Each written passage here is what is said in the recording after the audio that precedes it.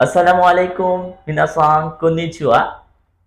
আমি রেইনবো ইন্টারন্যাশনালের chairman MD Saddam Hossain. বরাবরের মতো আজকে আমাদের একটা গুড নিউজ। আমাদের প্রাণপ্রিয় শিক্ষার্থী এমডি নাহিদ ভুঁইয়ান জাপানের ভিসা পেয়েছে। আমরা আজকে জাপান এম্বাসি থেকে ভিসা আনার কিংবা বিএফএস থেকে আসলে ভিসা নিয়ে আসার এই দীর্ঘ জার্নি সম্পর্কে বরাবরের মতো এমডি নাহিদ ভুঁইয়ানের সাথে তার এই ভিসার জার্নি নিয়ে আলোচনা করতে যাচ্ছি। তো নাহিদ কেমন আছেন? আলহামদুলিল্লাহ। তো নাহিদ আজকে বিএফএস এর মাধ্যমে জাপান এম্বাসি থেকে ভিসা পেয়েছেন না? জি, জি। তো এই ভিসা পাওয়ার জার্নির পিছনে আপনার আসলে অনুভূতিটা কেমন?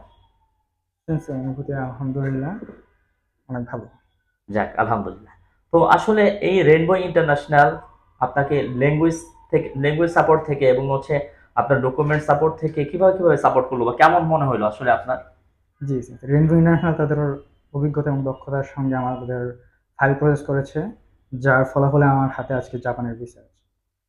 মূলত হচ্ছে আমাদের এখানে যে ল্যাঙ্গুয়েজ ক্লাসেস গুলা বা আমাদের টিচার্স গুলা মানে আসলে আপনার কাছে কেমন মনে হয়েছে? জি, রেইনবো ইন্টারন্যাশনাল টিচাররা অত্যন্ত অভিজ্ঞতার সঙ্গে পড়াশোনা। আচ্ছা। দক্ষতার সাথে আপনার মনে হয়েছে যে আমরা ক্লাসগুলো সম্পন্ন করেছি এবং আপনি হচ্ছে নাট এবং জিএলপিটি উভয় পাস করে আজকে বিএফএস এর মাধ্যমে এম্বাসি থেকে ভিসা পেয়েছেন। যাক আলহামদুলিল্লাহ। তো আ যারা নিউ কামার বা যারা জাপানে ইন্টারন্যাশনাল সার্ভিস কিংবা হচ্ছে স্টুডেন্ট ভিসায় যেতে চাচ্ছে না, তো তাদের মানে পক্ষে হয়ে আপনি কি বলতে চাচ্ছেন আসলে?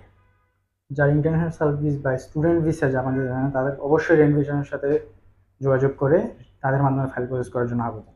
তাহলে আপনি কি আমাদের মোটামুটি আমাদের ল্যাঙ্গুয়েজ সেক্টর কিংবা হচ্ছে আমাদের ফাইল ডকুমেন্ট প্রসেসিং এর যে বিষয়বস্তু কি আপনি সন্তুষ্ট হয়েছেন কিনা? জি, আমি সন্তুষ্ট। যাক আলহামদুলিল্লাহ। আলহামদুলিল্লাহ আমাদের শিক্ষার্থী নাহিদ আজকে জাপান এম্বাসি বিএফএস এর মাধ্যমে ভিসা গ্রহণ করেছে। তো এই বলে আমার সংক্ষিপ্ত বর্ণনা এবং কথা আমি শেষ করছি। আপনাদের প্রিয় সাদ্দাম সেনসে, মিনাসান, সায়োনারা।